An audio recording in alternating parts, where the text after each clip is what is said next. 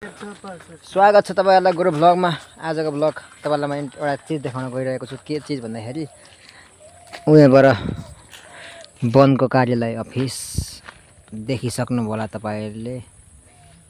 के चीज भन्ने कुरा यो हरिण हो कि मृग हो, दामी रहेछ क्या। जे होस् रातो सेतो एकदम दामी के दामी। मैले यसरी छेउमै देखेको पहिलोचोटि हरिण। अब हेर्नुपर्छ। हामी जाँदैछौँ बाँसघारीतिर। बाँसघारीतिर केटाहरू किन हिँडेका? चुरोट खान। चुरोट खान। यो 1 नम्बरको हो। 2 नम्बरकोमा हो।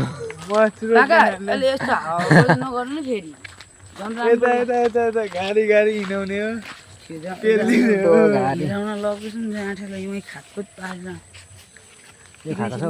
खाएपछि त पाकेपछि हो खाने त। काँचोमा के खान्छ? यसको फुल र यो टिप्ने होइन, अनि खाने हो क्या। पाकेपछि खाने हो। काँचै खाने हो।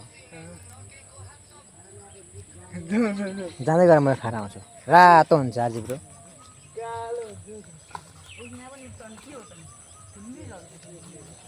यो चाहिँ हामी स्कुल बेलामा पढ्दाखेरि सुपारी भएन भने यो खाने हो क्या।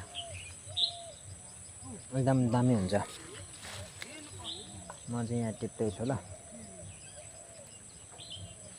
हरिण यतैतिर आइरहेको रहेछ, चढ्दैछ। मेरो आज यस्तोतिर घाँटी दुखिरहेको छ यार।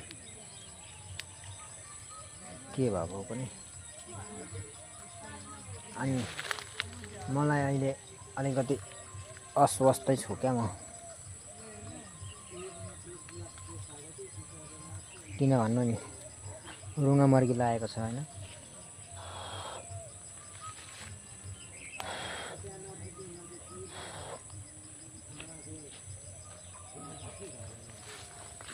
ल है त, यही यस्तो गर्ने। अनि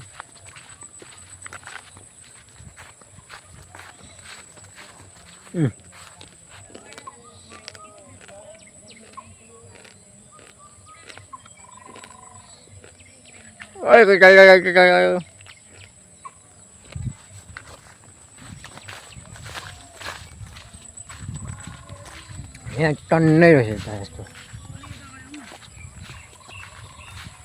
रेलीमा बिताउला जीवन।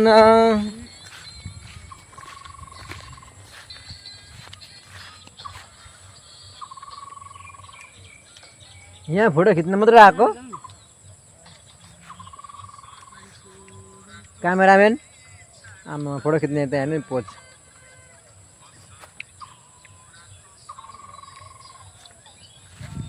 हो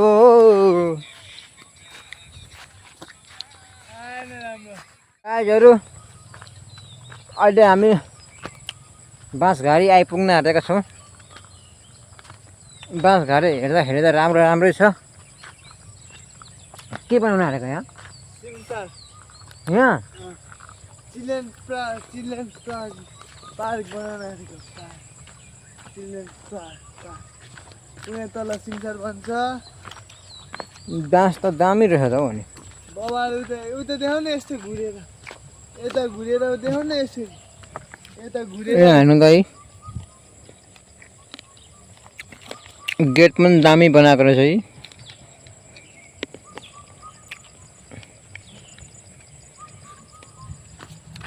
ठिकै छ, जाउँ भित्र।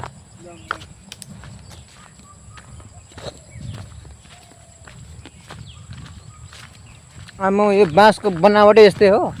यो बनावट यस्तै हो कि यसलाई मिलाएको पनि छ क्या। अलिअलि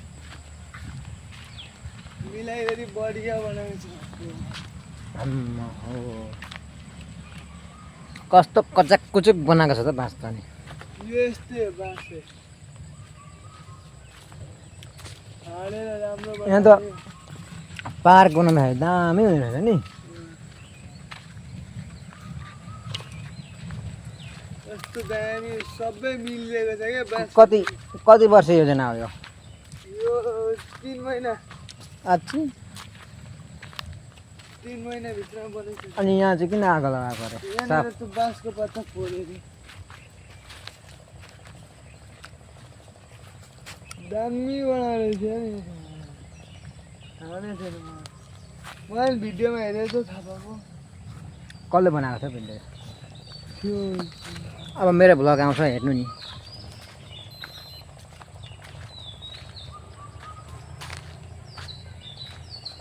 यो बाँस चाहिँ पुरै माथि आउने रहेछ क्या। ल गाइज घुम्ने ठाउँ चाहिँ दामी बन्दो रहेछ यहाँनिर। तलहरू पुरै बन्छ यो तलको ठाउँ। होली होली पर सबै बन्छ।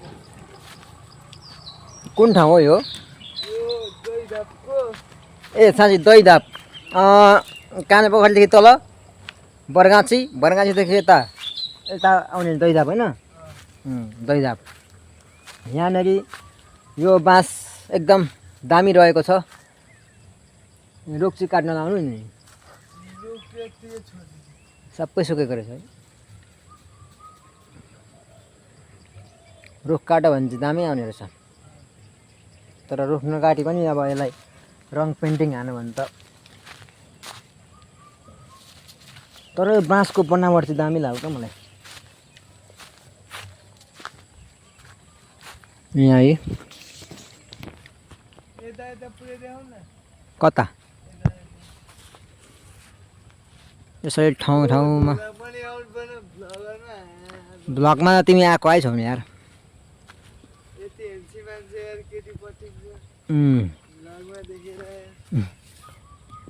यो बाँस चाहिँ यसरी नै बनेको रहेछ क्या।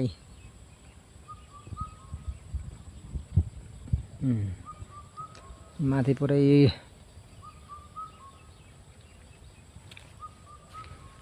यहाँ खालि दामी आयो तिम्रो त हानिबाट त। कस्तो कचाक कुचुक बनाएको छ यार।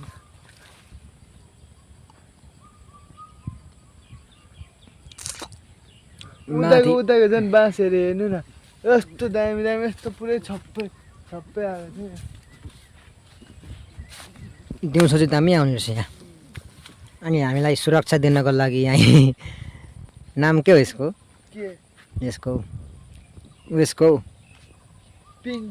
पिङ्की पनि आउनुभएको छ। पिङ्की चाहिँ हाम्रो सुरक्षा गार्ड। अनि यहाँनिर ब्लक ओछ्याउने हो कि यहाँ? ब्लक ओछ्याएपछि झन् दामी देखिन्छ है। पुरै पार्क बनाउने हो। त्यो दहा जानुभयो नि तपाईँहरू? भ्लगमा हालिहाल्नु होला। आज हालेको छ त। त्यही त त्यो त्यहाँपट्टि पुरै हुन्छ पुरै। यो बाँसहरू यस्तो बाँस मैले पहिलोचोटि देखेको यार। बिग्रेको पो त होइन त पहिला त बब्बाल छ। हो र? यता आउनु न बबाल। यहाँ चाहिँ बाँस लडेछ पहिरो आएर। यो मुरली बाँस हो कि क्या हो? खोइ कुन बाँस हो?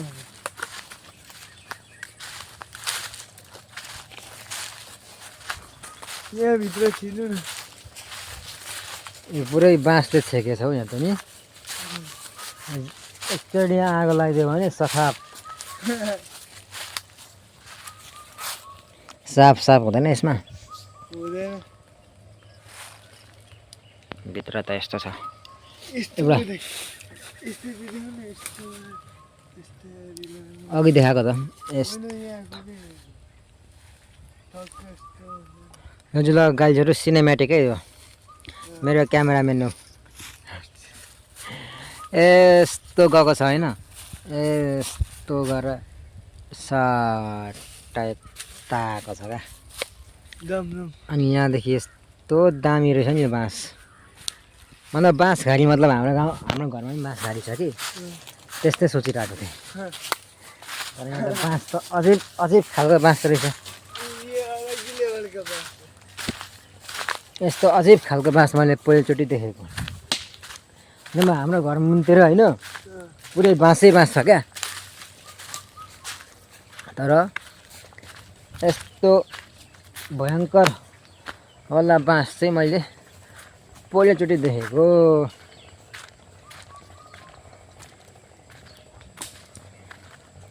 एउटा थम्बनेलको लागि एउटा फोटो खिच्नुपर्छ है,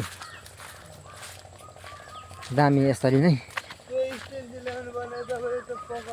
स्ट्यान्ड चाहिँदैन यार, मलाई हातले सजिलो लाग्छ मलाई। त्यो स्ट्यान्ड भयो भने होइन यसरी लिरिक हल्लिन्छ क्या। ल यो म एउटा पोज यहाँनिर एउटा फोटो खिच्छु कि गाइजहरू। यो चाहिँ थम्बनेलमा आउँछ है त। अब यहाँ चाहिँ बाटो बनाउने होला नि, घुम्नको लागि एकदम पर्यटकीय स्थल रहे बनाउने होला होइन। गेट बाँसकै गेट बनाएको, तर गेट चाहिँ बनाएको तर बाँस चाहिँ बनाएको हो यहाँ। यस्तो खतरा छ। हामी चाहिँ अब यो बाँसको कलात्मक कृति हेरिसकेर फर्किँदैछौँ है। यो बाँसको कलात्मक कृति हेर्नको लागि चाहिँ तपाईँहरूले आउनुपर्ने हुन्छ यो ठाउँमा। अनि यो हाम्रो फ्री फायरको लभर जहाँ गयो त्यहीँ फ्री फायर खेल्नु छ।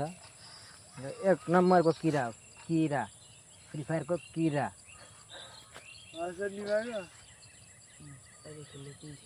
ल जाउँ जाउँ। लगा भात पनि खानु छ हौ। के सब्जी? के अरे बोडी र आलु। उसको डोली उठोस् उठोस् मेरो समाधि। ल गीत गाऊ एउटा खतरा। जाउँ जाउँ।